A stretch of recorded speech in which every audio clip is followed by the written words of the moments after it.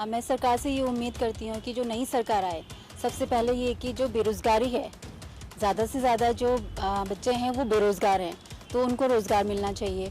कि जो हमारा माननीय प्रधानमंत्री वगैरह हैं, ये बहुत हिम्मत से काम कर रहे हैं। उत्तर प्रदेश के सरकार में जो मुख्यमंत्री हैं माननीय आदित्यनाथ योगी जी बड़े अच्छे काम कर रहे हैं। काफ़ी कुछ चेंजेस आए हैं और जो है इतना डेवलपमेंट पहले सरकार में नहीं हुआ है जितना अभी हुआ है। कि एक आदमी जो काम कर रहा है उसके खिलाफ सारी पार्टियां इकट्ठा हो रही हैं, उसके खिलाफ जा रही हैं, क्यों भाई? आप देख रहे हैं वार्ता 24। उत्तराखंड के सांसद कितने कंजूस है, इसका अंदाजा उनके सांसद निधि के खर्च के ब्यौरे से लगाया जा सकता है। उत्तराखंड लोकसभा सीट से सांसद 50% सांसद निधि भी खर्च नहीं कर पाए, तो वहीं राज्यसभा सांसदों की स्थिति भी कमोवेश ऐसी ही है। अपने सहयोगी अफजाल अहमद के साथ हरीश थपलियाल, वार्ता 24 देहरादून। मैम, 2024 का इलेक्शन आने वाला है, किस तरह की सरकार चाहते हैं और क्या उम्मीद चाहते हैं? पहले अपना नाम बताइए। सर, मैं भूमिका मेहता उत्तराखंड पिथौरागढ़ से हूँ। मैं सरकार से ये उम्मीद करती हूँ कि जो नई सरकार आए, सबसे पहले ये कि जो बेरोज़गारी है, ज़्यादा से ज़्यादा जो बच्चे हैं वो बेरोज़गार हैं, तो उनको रोज़गार मिलना चाहिए। और दूसरा, टैक्स फ्री हो, महंगाई कम हो, और जो गरीब तबके का है,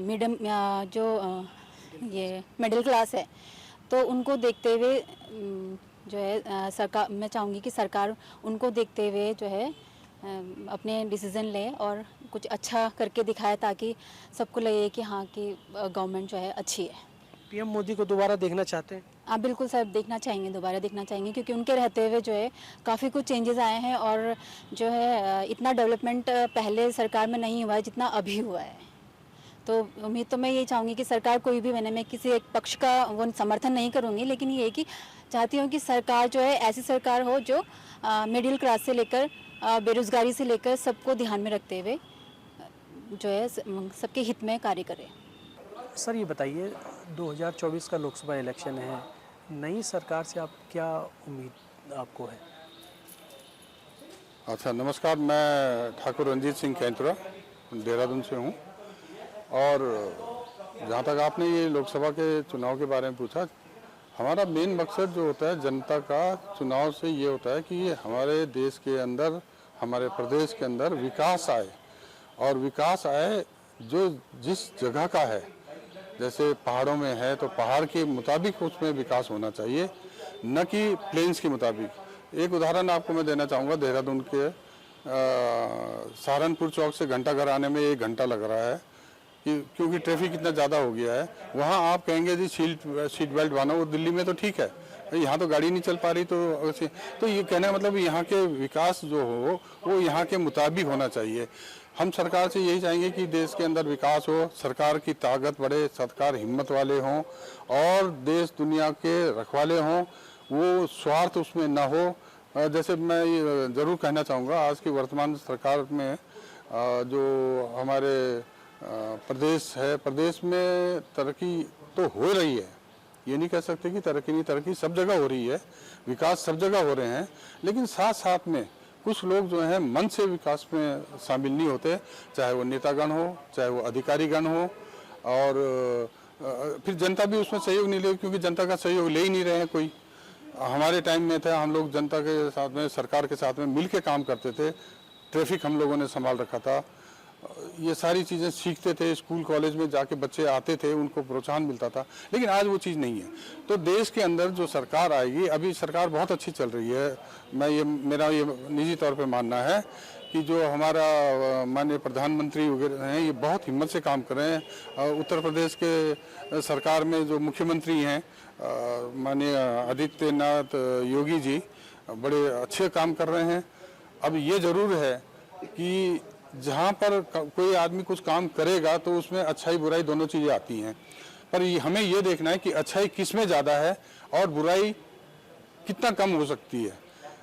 इसमें जनता का भी सहयोग होना चाहिए। जनता की भागीदारी के बगैर सरकार चलना बड़ा मुश्किल होता है, और ये समझिए कि असंभव ही है।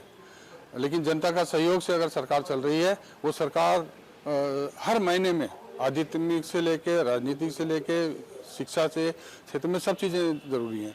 अब आजकल क्या हो रहा है वो आप लोग सभी जानते हैं, पूरी जनता जानती है इसको बारे में। लेकिन होना क्या चाहिए वो आप एक उदाहरण दीजिए। एक आदमी अपने तन मन धन से देश की सेवा पे लगा हुआ है और उसके खिलाफ सारा देश उसके खिलाफ आ रहा है। क्यों भाई तुम, और दुनिया जान रही है, देश हमारे नागरिक सब जानते हैं कि एक आदमी जो काम कर रहा है उसके खिलाफ सारी पार्टियां इकट्ठा हो रही हैं, उसके खिलाफ जा रही हैं। क्यों भाई? इसका मतलब हम बेवकूफ हैं जो हम उसको देख नहीं रहे। उनको हमें डिस्करेज करना चाहिए कि भाई तुम एक आदमी के खिलाफ क्यों जा रहे हो, तुम भी तो हमारे देश की पार्टी हो। एक बात। दूसरी बात मैं एक कहना चाहूँगा, ये हटके होगी जरा, आप लोगों के लोकसभा चुनाव की बात है, इसमें कुछ चीज़ें हैं जो मेरे अपना नज़रिया है। जैसे आजकल तकरीबन सांसद हो या क्या कहते हैं वो एमएलएस को, वो विधायक लोग हैं, इन सबको पेमेंट मिलता है, तनख्वाह वाले हो गए हैं, तो ये सब सरकारी नौकर हो गए हैं। अब ये नेता नहीं कह सकते इनको, हम नेतृत्व तो कर रहे हैं लेकिन पेड हैं। जैसे आईएएस अधिकारी पीएस वगैरह हैं, ये वैसे ये भी हैं, क्या फर्क है? लेकिन जो मेयर है उसको तनख्वाह नहीं मिल रही है, उसकी गाड़ी में नेशनल फ्लैग लगना चाहिए। ये हमारा नेतृत्व कर रहा है, एक बात। दूसरी बात मेरे नज़र में जो है, सरकार की तरफ से एक चीज़ और होनी चाहिए कि जो सरकार आए वो इस चीज़ पे ध्यान दे। जैसे कि अभी वर्तमान सरकार ने, केंद्र सरकार ने वो red light system, green light system को ख़त्म कर दिया था। बहुत अच्छा है, जनता की फेवर में है और जनता को ध्यान में रख के सारा काम हो रहा है। ऐसे ही जो है, जब हमने आपको निर्वाचित किया है, हम सभासद को निर्वाचित कर रहे हैं, हम विधायक को निर्वाचित करते हैं, हम संसद सदस्य को निर्वाचित करते हैं, तो वो सब हमारे नेता है ना। तो उनके लिए अपोजिशन में तुम उनके खिलाफ क्यों पार्टीबाजी क्यों कर रहे हो भाई? उनका भी अधिकार होना चाहिए ना, चाहे अपोजिशन है चाहे सरकार है, सरकार को देखना चाहिए कि इनको भी मान उतना ही होना चाहिए क्योंकि वो भी जनता द्वारा निर्वाचित किए गए हैं। हमारा सवाल आपसे ये था कि लोकसभा चुनाव में नए प्रधानमंत्री चुने जाने हैं, हाँ। क्या आप पीएम मोदी को दोबारा देखना चाहते हैं? बहुत जरूरी है। जो वर्तमान सरकार में हमारे माननीय प्रधानमंत्री हैं नरेंद्र भाई मोदी, बहुत अच्छा काम कर रहे हैं। सही मायनों में देखा जाए तो ये गुजरात से जो श्री कृष्ण भगवान का रूप था, वो द्वारिकाधीश बोलते थे, तो ये मेरे को लगता है ये उसी रूप में चल रहे हैं। ये न केवल भारत के खिलाफ, भारत के इसमें विकास के लिए, बल्कि समस्त विश्व के बारे में ये काम कर रहे हैं और हम भारतवासियों का नाम हो रहा है। हम सब लोगों को ये ज़्यादा देखना चाहिए, बजाय इसके कि हम टूट फूट के अलग अलग करें। यूपी के अंदर तो हो रहा है, माना कि वो थोड़ा बहुत इधर उधर भी बातें हो ही जाती हैं, लेकिन जो आदमी काम करेगा तो जरूर उसमें कुछ त्रुटियां भी होती हैं। और काम ही नहीं करेगा तो त्रुटि क्या होगी? पहले की जो सरकारें रही हैं उन्होंने भी काम किया है, लेकिन उसमें त्रुटियां बहुत ज़्यादा थी। इंडिया गठबंधन भी बन गया। हाँ, वो अब इंडिया गठबंधन की क्या जरूरत थी? इंडिया तो पहले से गठित है। कौन कहता है कि इंडिया गठित नहीं था? जब हमसे भारत से आज़ाद हुए उसमें जरूर बात थी, कुछ कमियां रही हैं जो कि हमारे पूर्व स्वर्गीय प्रधानमंत्री, जिनको हम चाचा नेहरू बोलते थे, उन्होंने अपने हित में काम किया। तो हमारी जनता की गलती है कि उन्होंने उनको क्यों करने दिया काम। इसी तरह से हमारे इस उत्तराखंड जब बना, हमारा उत्तराखंड के अंदर भी लोग जो हैं जिन्होंने